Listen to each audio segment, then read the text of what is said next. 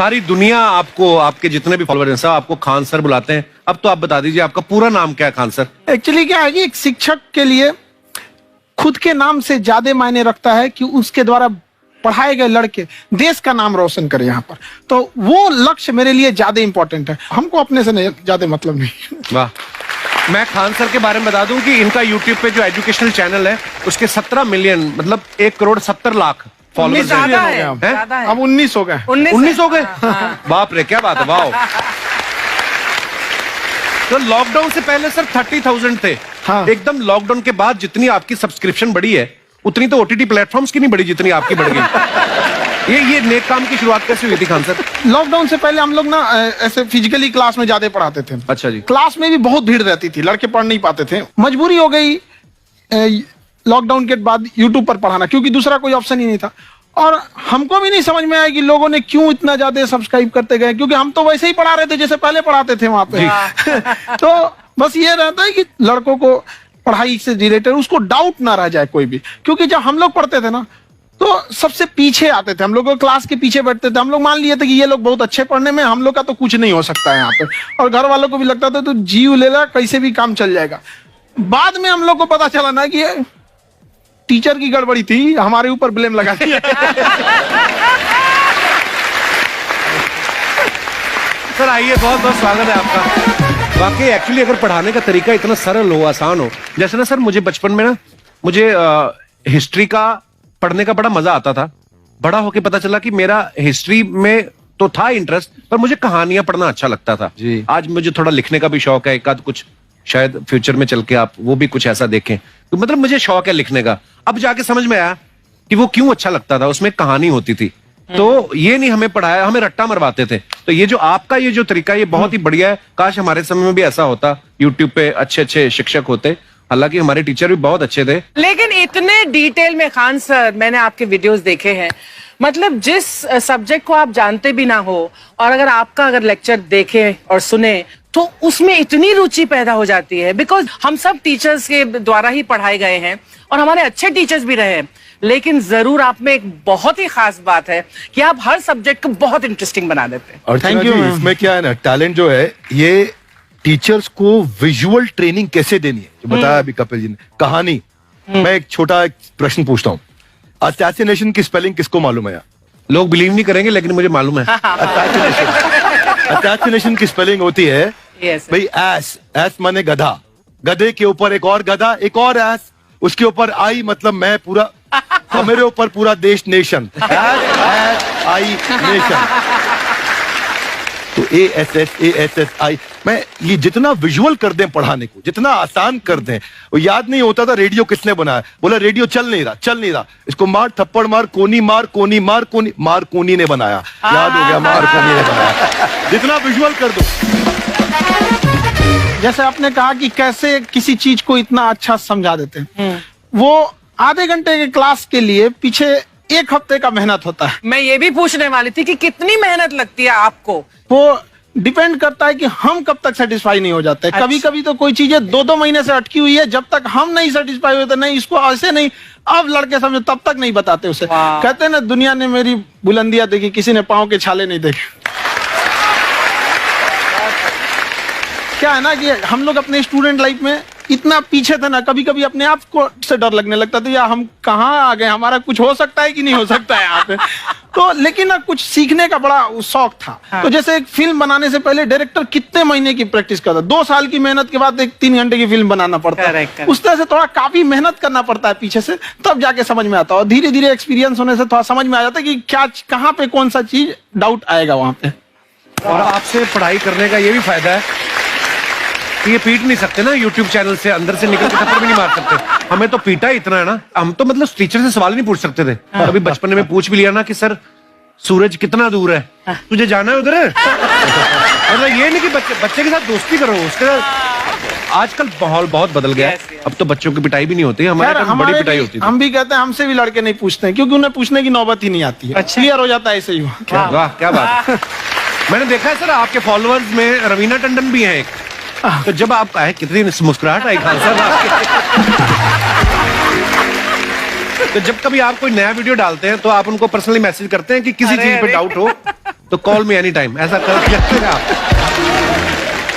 अच्छा, विवेक सर के बारे में हमने सुना है कि किसी को बिजनेस रिलेटेड प्रॉब्लम हो तो ये 5 सेकंड के अंदर जवाब दे देते हैं। जब भाभी जी आपको तैयार होने के बाद पूछती मैं कैसी लग रही हूँ, 5 सेकंड में जवाब दे पाते हैं आप?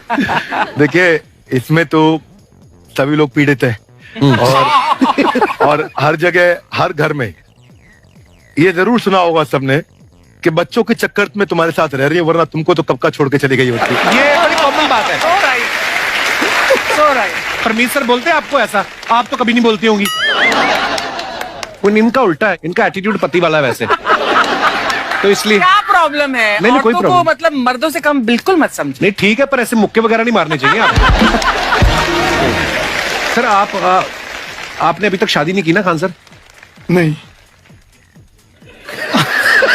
इतने पॉपुलर हो गए आप, आपका सेंस ऑफ ह्यूमर इतना अच्छा है, तो बड़े सारे प्रपोजल तो आते होंगे आपको।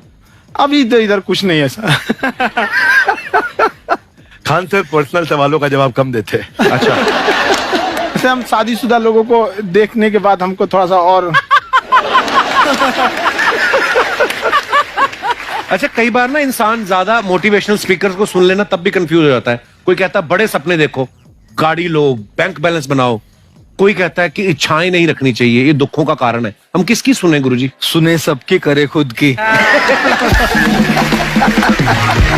जो दिल से निकले। दिल से निकले, क्योंकि जो सुनते हैं हम कई बार सुनते हैं और उसको खुद की प्रोसेसिंग करते ही नहीं है, और जब दूसरों की बातें सुनकर बिना प्रोसेस करके फॉलो करने लगते, उसी को तो हम अंधश्रद्धा कहते हैं। बिल्कुल। उसको प्रोसेस करे, अपने दिल से जो रेजोनेट होता है उसको सोचे और फिर करें। मम्मी सुना, मेरी मम्मी के आगे डॉक्टर फेल है। मम्मी की जो सहेली ऑन द स्पॉट जिसके साथ बैठी है, और इनको अगर कोई प्रॉब्लम है, फॉर एग्जाम्पल कोई शुगर की प्रॉब्लम है, तो उन्होंने जो बोल दिया वो अंतिम सत्य है। ले मैनू फलानी कहती है, ऐ खाड़ो तो ऐ हो जाता है। ये सवाल मैंने आपके लिए पूछा था।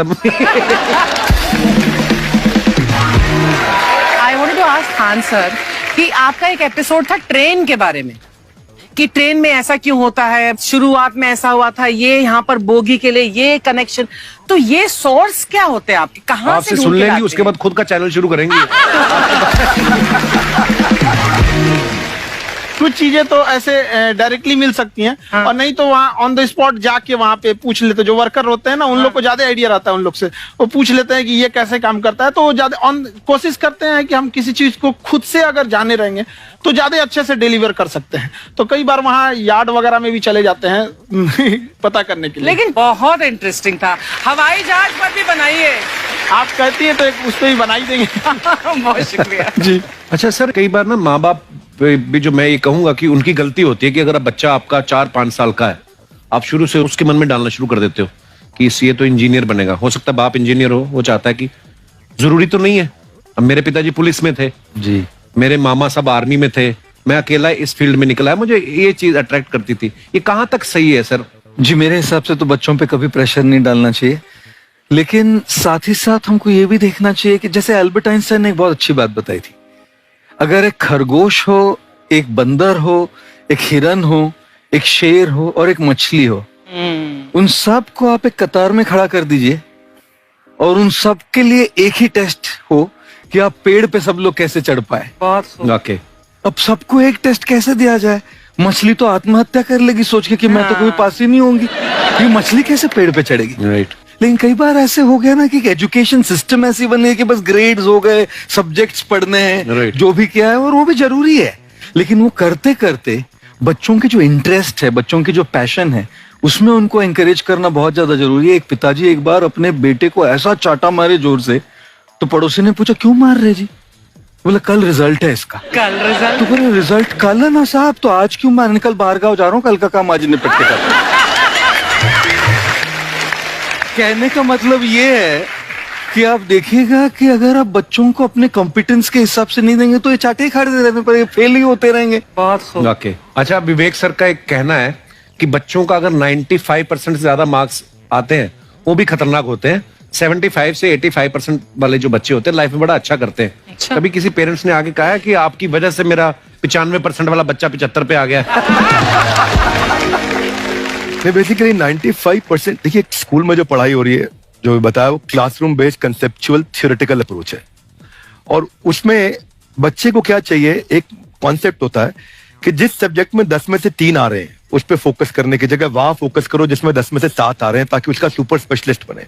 पर वहां सब कुछ पोर किया जा रहा है, तो 95% के चक्कर में, 98% के चक्कर में अपनी ओवरऑल डेवलपमेंट कर नहीं पाता है। और ये पुराने पैटर्न्स के कारण हमारे यहाँ बच्चे डेवलप नहीं हो रहे हैं। अब पैटर्न्स इतने मजबूत हैं, तो मैं ये लोगों को बोलता हूं कि बच्चे को जो उसको आता है, जो उसको भाता है, जो बाजार चाहता है, जब इनका कॉम्बिनेशन बन जाता है तो बच्चा इतना सफल हो जाता है कि उसके मुकाबले कोई और खड़ा नहीं हो पाता। क्या बात है, बहुत अच्छी बात। मैं देखो, ये पुराने बिलीफ तोड़ने जरूरी है। आप जानते हैं गाय